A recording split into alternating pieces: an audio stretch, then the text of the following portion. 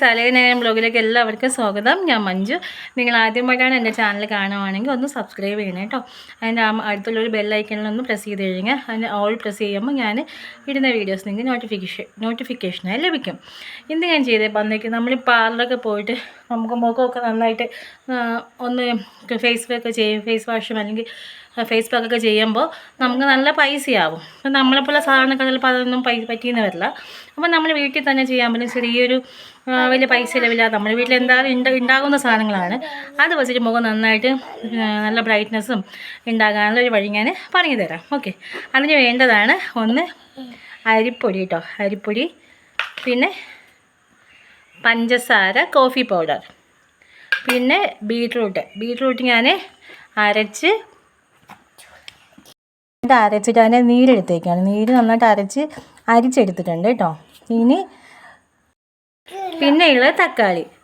ആദ്യം നമുക്കിത് മുഖമൊക്കെ നന്നായിട്ട് കഴുകിയിട്ട്, ഞാൻ മുഖം കഴുകിയിട്ട് നന്നായി കഴുകിയിട്ട് ഒന്ന് ജസ്റ്റ് ഒന്ന് ആവി പിടിപ്പിക്കാം കേട്ടോ. നമുക്ക് സ്റ്റീമറോ അങ്ങനെയൊന്നും ഇല്ലാത്തവർ ചൂടുവെള്ളത്തിൽ തോർത്ത് മുക്കിയിട്ട് ഒന്ന് നന്നായിട്ട് ഒന്ന് പിടിച്ചാൽ മതി. ഓക്കെ, അപ്പോൾ നന്നായിട്ടൊന്ന് ആവി പിടിക്കാം കേട്ടോ മുഖത്ത്.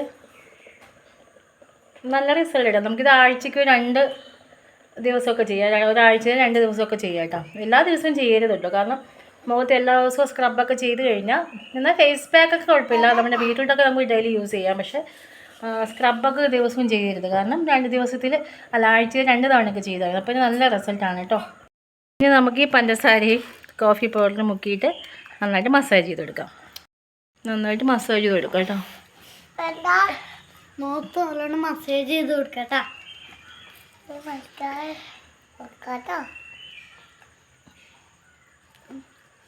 നന്നായിട്ടൊന്ന് ഇങ്ങനെ സ്ക്രബ് ചെയ്ത് കൊടുക്കാവേ റൗണ്ടിൽ.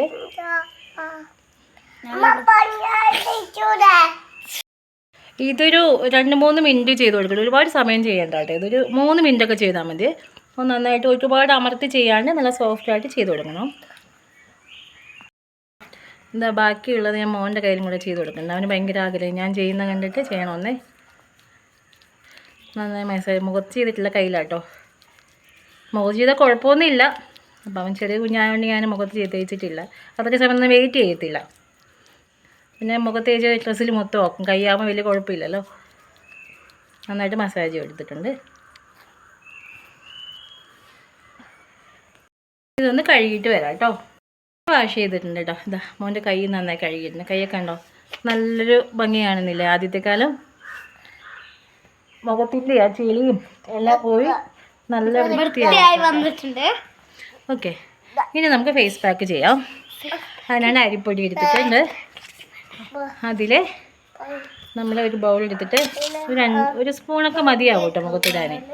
ഓരോ ആൾക്കാർ ആവശ്യമനുസരിച്ചിട്ട്.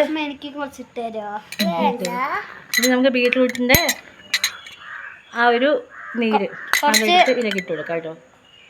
ഒന്ന് കലങ്ങാം. പിന്നെ ഇതിലേക്ക് പാല്, തൈരൊക്കെ യൂസ് ചെയ്യാം കേട്ടോ. അപ്പോൾ ഇതിൻ്റെ പാലും തൈരൊന്നും ഇല്ല. പിന്നെ പാല് ഞാൻ മുഖത്ത് അധികം ഉപയോഗിക്കാറില്ല, അതുകൊണ്ട് പാലെടുത്തിട്ടില്ല കേട്ടോ.